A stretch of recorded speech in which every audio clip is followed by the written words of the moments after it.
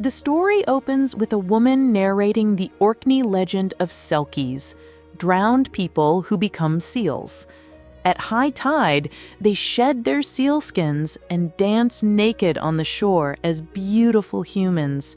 They return to the sea at dawn unless seen by a person, in which case they're trapped in human form, forever discontented on land because they belong to the sea. We first meet Rona in a pub, extremely intoxicated. The barman Dave and others try to remove her as she becomes increasingly belligerent, dancing and hiding under tables. She's eventually forced out, swearing and fighting. A man in a car offers her a ride, leading to an ominous transition. The scene shifts to a doctor's office where 29-year-old Rona, unemployed, despite having a master's in biology, undergoes questioning about family medical history. When asked about mental illness in the family, she doesn't respond, while electronic dance music plays, suggesting her altered mental state. Rona has returned to her family farm in Orkney's West Mainland to help with lambing. She lives with her deeply religious mother, while her father Andrew stays in a caravan on the farm. Her mother suggests job opportunities with the RSPB and offers to pray for her, which irritates Rona. The tension between them is palpable. At a church family dinner, the conversation becomes uncomfortable when the women discuss healing services and mention that one woman's husband attended for drinking problems. When they reveal her mother has told them about Rona's break from studies, she becomes defensive, storms outside, and defiantly drinks from a can while they sing hymns inside. Flashbacks reveal Rona's childhood friendship with Danon. They shared joyful moments, cycling, celebrating birthdays, and playing together. These scenes show a happier, more innocent time, contrasting sharply with her current struggles. The narrative reveals Rona's life in London, where she experiences vivid hallucinations. She transposes Orkney's geography onto London's landscape.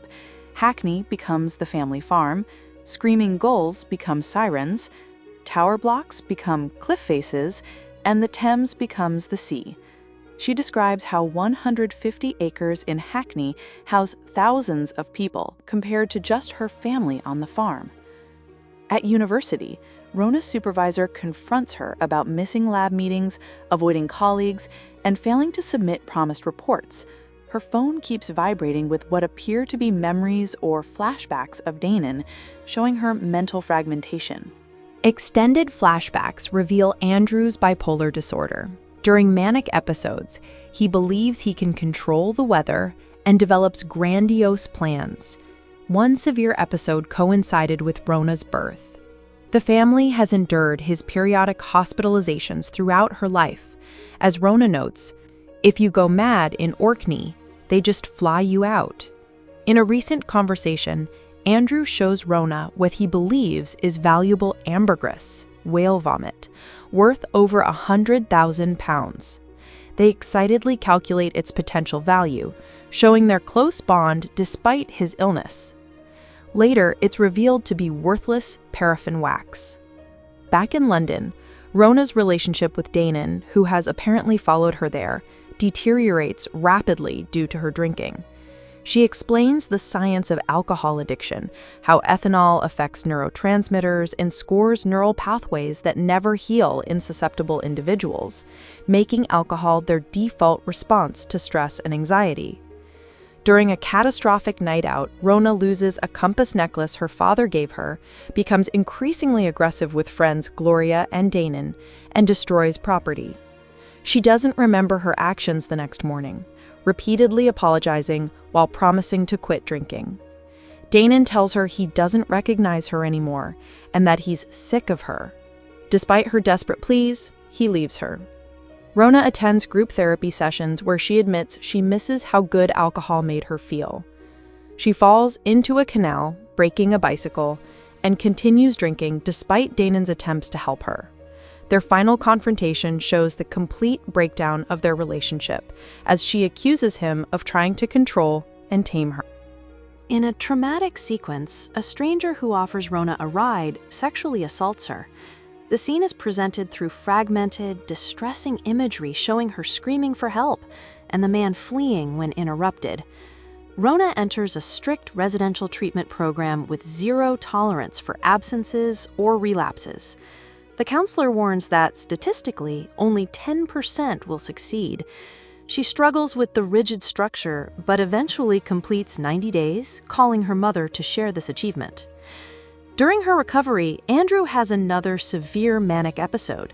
He calls Rona from a psychiatric institution, paranoid and believing she was responsible for his involuntary commitment. He's developed conspiracy theories, claiming he's being held against his will and needs her help to escape. When she explains others were worried about him, he becomes angry, calling her deceitful and saying she breaks his heart. The conversation ends with him hanging up on her. Seeking stability, Rona moves to Papa Westry, Papai, a tiny island off Orkney with only 60 residents. She rents Rose Cottage from Elena and takes a job with the RSPB conducting corncrake surveys. The work involves driving to remote locations at night, listening for the distinctive calls of these elusive, endangered birds. Elena introduces her to the community, including her brother Callum, a former nature reserve warden. The islanders are welcoming, and Rona begins to find peace in the isolation and routine. On Pappy, Rona's healing accelerates. She learns about corncrakes, birds once thought to transform into other species or ride on other birds' backs during migration, but now known to make dangerous journeys to Central Africa, with only 30% surviving. She connects this to her own journey of transformation and survival. She becomes fascinated with marine biology and seaweed farming. Seaweed produces 60% of Earth's oxygen, can reduce cattle methane emissions, and has numerous industrial applications. She considers changing her PhD focus to this potentially world-changing field. Throughout her recovery, Rona weaves together scientific knowledge with Orkney folklore. She explains the mysterious island tremors through both scientific theories, underwater military experiments, waves in caves, and the ancient legend of the Mester Muckle storeworm, a defeated monster whose burning liver still causes the vibrations. She describes the Beaufort wind scare and her father's belief that he could control the wind during manic episodes. These connections between science and mythology help her process her experiences. Rona's mother visits Pappy, leading to their most honest conversation about the family's struggles. Her mother reveals the profound loneliness she experienced during Andrew's episodes, how he would be absent for months even when physically present. She explains how finding religious faith helped her cope with the isolation and difficulty of their situation. This conversation helps Rona understand her mother's perspective and the impact of mental illness on the entire family system. Rona maintains her recovery through local AA meetings. She meets another person in recovery who tells her that while sobriety gets easier over time, it never becomes easy. It just gets less hard. She's been sober for 63 days, while he has over 12 years, showing the long-term nature of recovery. Rona gradually integrates into island life, participating in community events like the Gyro Nights Festival. She forms new friendships and has a brief romantic encounter with a visiting artist, showing her capacity for healthy relationships returning. In moments of clarity and joy, Rona experiences profound connection to the natural world. She describes her personal geology, her body as a continent, her breathing moving clouds, her heartbeat controlling tides. These moments suggest both spiritual healing and a healthier relationship with altered consciousness. Despite Poppy's remoteness, Rona uses technology to feel connected to the wider world. She monitors flight paths, marine traffic, and the International Space Station's orbit, finding comfort in these connections while maintaining the physical isolation necessary for her healing. As the story progresses, Rona's relationships with her family slowly heal. Her father is eventually released from the hospital and returns to his caravan on the farm. While she considers returning to help care for him, Her mother encourages her to prioritize her own recovery and well-being, showing growth in the family's understanding of boundaries and self-care. Rona's work with the RSPB becomes increasingly meaningful. She learns about conservation practices, educates farmers about wildlife-friendly mowing patterns, and develops expertise in local ecology. Her work gives her purpose and connects her to the community in a positive way. When flights are canceled at Christmas due to technical problems, Rona finds herself completely alone on Pape. Instead of this triggering despair, she experiences a breakthrough moment. She goes swimming in the freezing sea, calling out to seals, and feeling profoundly connected to the natural world.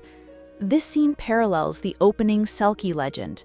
Rona has returned to the sea that calls to her, no longer trapped in an unsuitable human form, but embracing her true nature. The story concludes with Rona finally hearing the distinctive call of a corncrake after months of searching. This moment represents not just professional success, but symbolic completion of her journey. Like the corncrake itself, a rare, elusive bird that undertakes dangerous migrations with uncertain survival, Rona has completed her own perilous journey from addiction and urban disconnection back to her island home. The corncrake's call serves as the story's final metaphor, a beautiful, rare sound that requires patience, dedication, and the right conditions to experience. Rona has created those conditions in her life through recovery, community connection, meaningful work, and acceptance of her true nature.